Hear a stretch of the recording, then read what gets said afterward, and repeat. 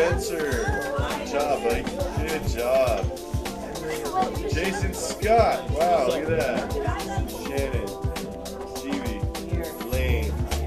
I think leadership is definitely very important.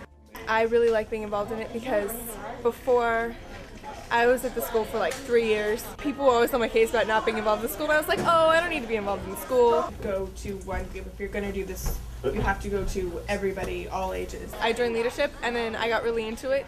I don't know necessarily that I have personally helped the center, but I think people in the community feeling that way and trying to help has definitely made changes happen. Leadership as a class has been developed for the students to have a voice. So leadership has been structured so that they are the ones that are creating the agenda of why the school is doing what it does on a day-to-day basis.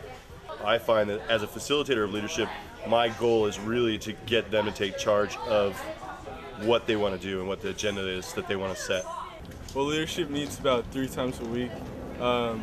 We usually are pretty good about incorporating everybody's ideas and thoughts into leadership. That's why we're really one of the most democratic things about the school. We build a great sense of community in there. We have kids from 6th grade to 12th grade in there. So it just helps build a kind of connection between all the learners, kind of fill that learner gap. So we're moving on to the Constitutional Convention. The Constitutional Convention is kind of the yearly overview that we have of all the topics that we feel are important that run the school. So what we're doing right now is we're trying to consolidate our list of topics to make it just an effective meeting to try to create changes within the school. We're a pretty, I don't know, crazy bunch of kids. If you had to go to an all-day meeting, if you had to sit in the school for all day talking about stuff about your school, how would you want the meeting to be ran? If you had no choice but to be there, how? We have meetings, and then we need to have a fun section. Exactly. Maybe an hour and a half of meetings, and then a half an hour of fun. Hour and a half.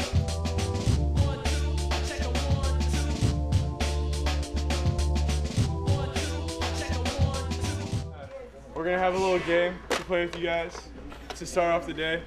And then we're going to get into the Constitutional Convention. If you guys look over here, we have all the posters for all the Constitutional Convention topics. Space Your Face, which is physical space. Schoolhouse Rock, which is academia. Leadership. And Love Thy Neighbor, which is outside relations. There you go. I think it's really, really important at the heart of our school for the learners to know that there's democracy here, and we take it seriously, and we're willing to give up class time.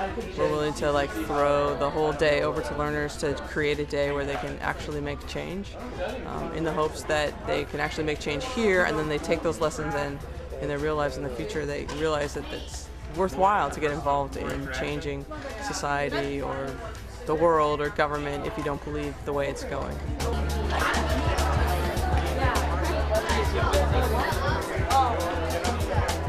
We as learners and facilitators need to talk about how can we do the Outback better so that you guys have more room to work in.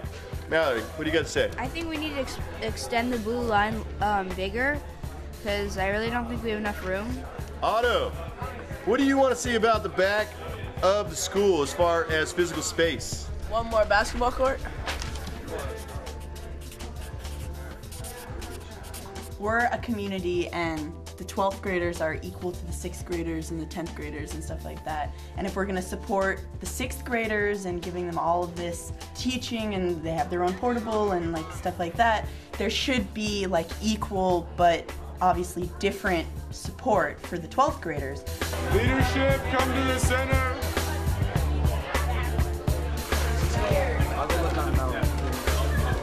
We came up with really, really good ideas in the first period, and if it goes through, then we'll be really, really helping the school. It's gonna be great. Moving on, law and order. They say that there's a lot of facilitator bias and older learners. Being a responsible citizen doesn't mean that you're getting the straight A's and maybe that you're going to be the best student. You just need to be able to talk to people and be able to hear other opinions and be able to voice your own, really. It's really important to have responsible citizens because, yeah, you can be pumping out geniuses, but it's not necessarily going to be the best for the larger community, and that's what we're trying to do here. Is we're trying to make people become amazing influences on the larger community.